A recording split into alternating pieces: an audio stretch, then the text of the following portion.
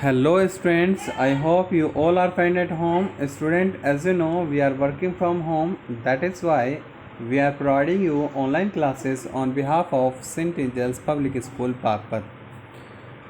Student, today here we go with chapter 6 of English main course book of class 7th.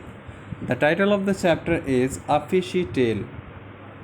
Student, this is a very humorous story which was written by a great English poet. Before starting the chapter, let's talk about the writer and the chapter. This beautiful chapter has been written by a great English writer, Mr. Jerome K. Jerome, who was born in 1859 and he was died in 1927. इनका जन्म 1859 में हुआ था और इनकी मृत्यु 1927 में हुई. And he was an English writer. वो एक अंग्रेजी कवि थे एंड ह्यूमरिस्ट और एक बहुत ही फेमस ह्यूमरिस्ट थे, हास्यवादी थे and best known for the humorous book. और उनको सबसे ज़्यादा जो प्रसिद्धि मिली है, जो उनको सबसे ज़्यादा जाना जाता है, वो उनकी ह्यूमरस बुक, जो उनकी हास्यप्रद बुक, किताबें, पुस्तकें उन्होंने लिखी है, जो नॉवेल उन्होंने लिखे हैं, उनके लिए उनको सबसे ज़्यादा जाना जाता है. Three man in a boat, ये जो नॉवेल है three man in a boat, ये लिखी गई थी. It was written in 1887. The book is a hilarious account of a 2-week boating trip that the author and 2 of his friends took on the river Thames.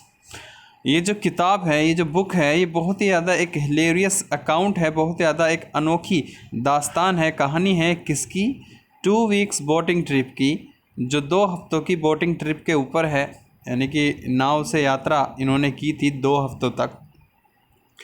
किसके साथ?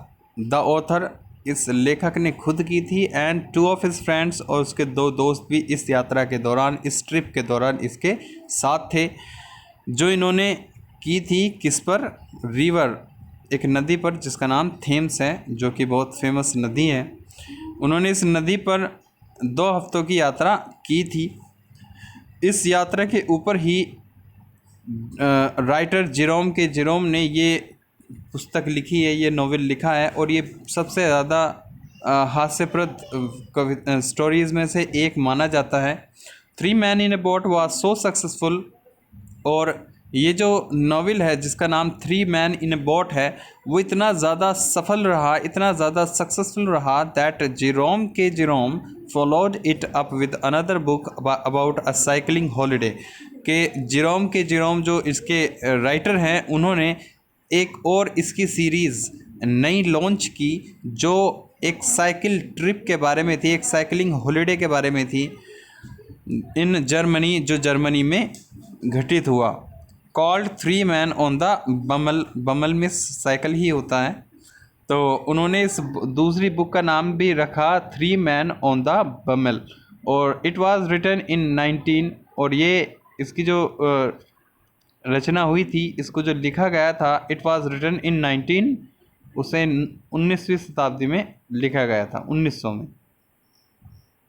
Student, chapter name is the a fishy tell.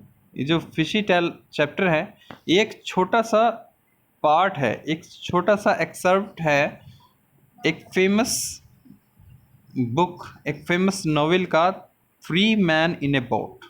Three man in a boat, जिसके अंदर 3 major character हैं. 3 major character कौन कौन है? एक, सबसे पहले जेरोम, जो आई थिंक, जो मुझे लगता है कि जो जेरोम के जेरोम जो राइटर है, उन्होंने खुद को जे के नाम से रिप्रेजेंट किया है, और इसके 2 दोस्त भी हैं, जॉर्ज और हैरिश. ये तीनों ही पहले प्लानिंग करते हैं एक बोटिंग ट्रिप पर जाने की, और जाते वक्त ये अपने सामान वगैरह सब कुछ पैक करते हैं, और पैक करने के बाद जब ये निकलते हैं तो इनके रास्ते में बहुत सारे एडवेंचर होते हैं, बहुत सारी घटनाएं घटती है, और उन्हीं घटनाओं में से ये एक घटना है जो फिशी टेल के नाम से यहाँ पर आपके सामने रिप्रेजेंट की गई है. So student, let's start the chapter explanation. Student, this is the first part of the chapter, so here we go. So let's start the explanation line by line. Student, कहानी की जो शुरुआत है वो तो बोटिंग ट्रिप से हुई थी, लेकिन अब बोटिंग ट्रिप आगे बढ़ चुकी है और ये तीनों दोस्त इस बोटिंग ट्रिप के चलते एक पब में, एक शहर में पहुंच चुके हैं और वहाँ पर ये एक जगह रुकते हैं और यहाँ इस वक्त फ़िलहाल ये तीनों दोस्त हैं।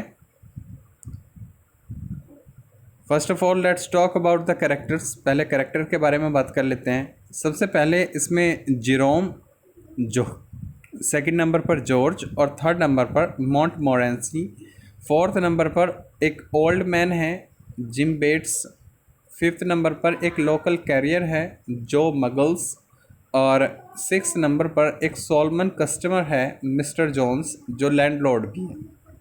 ये 6 कैरेक्टर इस कहानी के अंदर है। सो हियर वी गो, हम बात कर लेते हैं। सबसे पहले इस कहानी की लोकेशन के बारे में बताया गया है।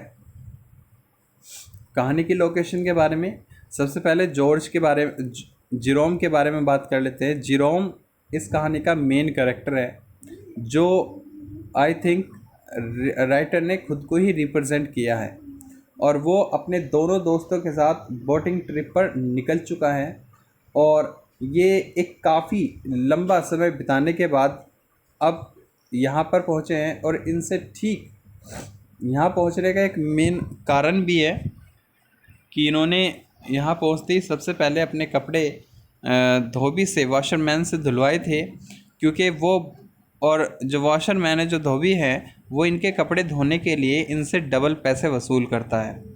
इसके पीछे भी एक इंसिडेंट हुआ था, क्योंकि इन्होंने पहले अपने कपड़े खुद ही धोने की कोशिश की थी नदी के पानी में, लेकिन जैसे ही इन्होंने धोए ऐसा लगा जैसे मानो नदी की सारी गंदगी कपड़ों ने अपने अंदर खींच ली हो, यानी कि कपड़े साफ़ होने के बजाय और ज़्यादा गंदे हो गए, जिसके कारण से इनको कपड़े धोबी से धुलवाने पड़े और धोबी ने इनसे डबल रकम वसूल की उनको धोने के लिए।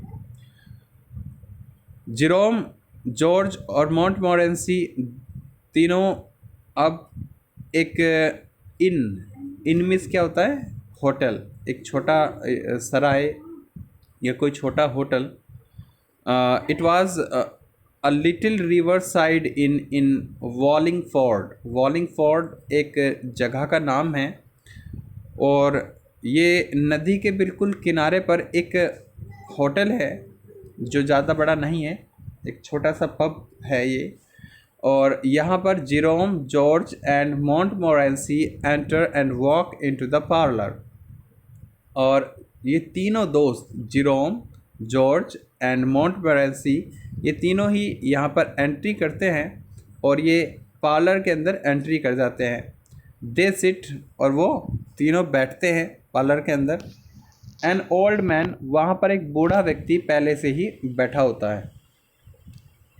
स्मोकिंग, जो स्मोक कर रहा था। अ लॉन्ग क्ले पाइप, एक क्ले पाइप जो सिगार के रूप में, या क्ले पाइप जो सिगार से पहले यूज़ किया जाता था स्मोकिंग के लिए, तो एक क्ले पाइप स्मोक कर रहा था वो ओल्ड मैन, वो बूढ़ा व्यक्ति। And is seated near by, और वो भी उन तीनों के पास ही बैठा हुआ था। अब बातों ही बातों में जब वो स्टार्ट करते, जैसे ही ये होटल में उस बूढ़े व्यक्ति से मिलते हैं तो बातें शुरू होती है एक दूसरे के बारे में। क्या बातें होती हैं, let's start. Old man, good evening. Old man जो है वो, So friends, before starting I just want to point out a fact here. ये जो थर्ड कैरेक्टर है मॉन्टमोरेंसी, मॉन्टमोरेंसी असल में एक पेट है, एक पेट डॉग है, एक पालतू कुत्ता है। किसका? जेरोम का। It's a pet dog of Jerome. यहाँ पर हैरिस जो है उसका जिक्र नहीं किया गया है। ये तीन दोस्तों की कहानी है। The three man in a boat. जो तीनों कैरेक्टर है वो है जेरोम, जॉर्ज और हैरिस, और साथ में जो जेरोम का जो कुत्ता है वो भी इस बोट में शामिल है जिसका नाम मॉन्टमोरेंसी है। तो ये तीनों ही, जेरोम, जॉर्ज और मॉन्टमोरेंसी, तीनों ही यहाँ इस इन इस होटल में पहुंचते हैं और जैसे ये पार्लर में एंट्री करते हैं, ये यहाँ पर ड्रिंक के लिए आए थे, शाम की ड्रिंक के लिए, और जैसे ही यहाँ पर एंट्री करते हैं तो क्या होता है, सो आगे क्या होता है, लेट्स सी, देखते हैं। ओल्ड मैन, वहाँ पर बैठा हुआ जो बूढ़ा व्यक्ति होता है वो उन तीनों को देखते ही क्या अपने आप से बातें शुरू करता है। Good evening sir, fine day today. It means वो उन्हें शाम की नमस्ते करता है और कहता है कि आज का दिन काफ़ी सुहावना है। तो उसका ये बात सुनकर जेरोम जो है, जेरोम एक हास्यप्रद आदमी है। इट मीन्स वो दूसरों का मजाक ज़्यादा उड़ाता है, दूसरों की कही कोई भी बात जल्दी ही वो कैच कर लेता है। तो जेरोम उसका जवाब देता है, yes and a fine yesterday as well. हाँ, कल भी दिन अच्छा था। इट मीन्स वो एक टॉन्ट के रूप में उसकी बात पे कमेंट करता है कि हाँ, आज का दिन अच्छा है, कल का दिन भी अच्छा था। सो वो थोड़ी देर के लिए चुप हो जाता है और साथ में फिर जॉर्ज भी इस पर एक और टिप्पणी करता है, एक और कमेंट करता है, लुक्स लाइक, और ऐसा लगता है it will be a fine day tomorrow, कि कल भी एक अच्छा दिन होगा, कल भी एक सुहावना दिन होगा, because it is a wonderful weather, क्योंकि आजकल मौसम काफ़ी अच्छा चल रहा है।